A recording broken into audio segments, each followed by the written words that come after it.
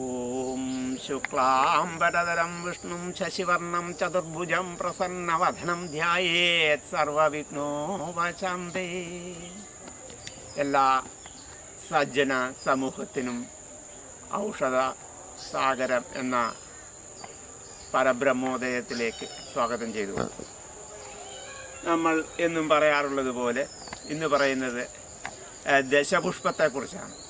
അതായത് ഈ ദശപുഷ്പത്തിൽ ഇത് വള്ളിയൊഴിഞ്ഞ എന്ന് പറയുന്ന ഒരു ഔഷധമാണ് ഈ കാണിക്കുന്നത്.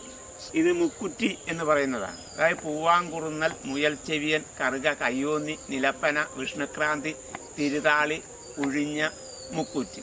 അതായത് ഇത് വള്ളി ഒഴിഞ്ഞ, ഇത് മുക്കുറ്റി, ഇത് ചെറുകൂള. അതായത് നമ്മൾ ഈ മിക്കപ്പോഴും ഇത് കണ്ടിരിക്കുന്ന ആൾക്കാർ കണ്ടിരിക്കുന്നതിന്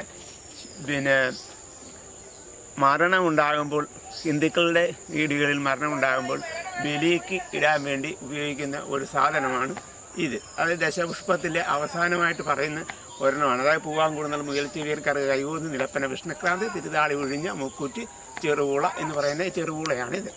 അപ്പം ഈ ഔഷധം എന്ന് പറഞ്ഞാൽ നമ്മുടെ ഉദര സംബന്ധമായിട്ടുള്ള എല്ലാ രോഗത്തിനും ദശപുഷ്പ ചൂർണവും, ദശപുഷ്പത്തിൻ്റെ കഷായവും, ദശപുഷ്പത്തിൻ്റെ ചൂർണങ്ങളും ഉപയോഗിക്കാവുന്നതാണ്. അതുകൊണ്ട് തന്നെ അതിന് കാത്തുന്ന എണ്ണകളുമുണ്ട്. അങ്ങനെ ദശപുഷ്പം ഉപയോഗിക്കുന്നതെല്ലാം ഇത് ഹോമദ്രവ്യവും കൂടാണ്. അതായത് ഹിന്ദുക്കളുടെ അമ്പലങ്ങളിലും അല്ലെ വീടുകളിലും ഹോമം നടത്തുമ്പോൾ ഉപയോഗിക്കുന്നതും ഈ ദശപുഷ്പങ്ങളാണ്. ഈ 10 ഹോമിക്കുമ്പോൾ അതിൽ ഉണ്ടാകാവുന്ന ഏറ്റവും വലിയ ശ്രേഷ്ഠത എന്ന് പറഞ്ഞാൽ ആ പുക, ധൂമപാനം എന്നാണ് അതിന് പറയുന്നത്.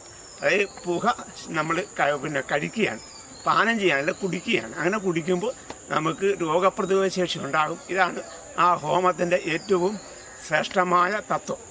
ആ തത്വത്തെ അതുകണക്ക് തന്നെ ഇത് ഉള്ളിലേക്ക് കഴിച്ചാൽ, അതിൻ്റെ പുകയേറ്റാൽ ഇത്രയും ഗുണം കിട്ടുവാണെങ്കിൽ ഇത് കഷായം വെച്ചും ഒക്കെ കഴിച്ചു കഴിഞ്ഞാൽ, കഷായമോ ചൂർണമോ അല്ലെങ്കിൽ ലേഹ്യമോ ഒക്കെ ആക്കി കഴിച്ചു കഴിഞ്ഞാൽ അതിൻ്റെ 10 മടങ്ങ് ഗുണം നമുക്ക് കിട്ടുന്നതാണ്. അങ്ങനെ നിങ്ങളെല്ലാവരും ഇത് ചെയ്യുമാറാകണമെന്ന് പറഞ്ഞുകൊണ്ട് ഞാൻ എൻ്റെ വാക്കുകൾ ചുരുക്കുന്നു. നന്ദി, നമസ്കാരം.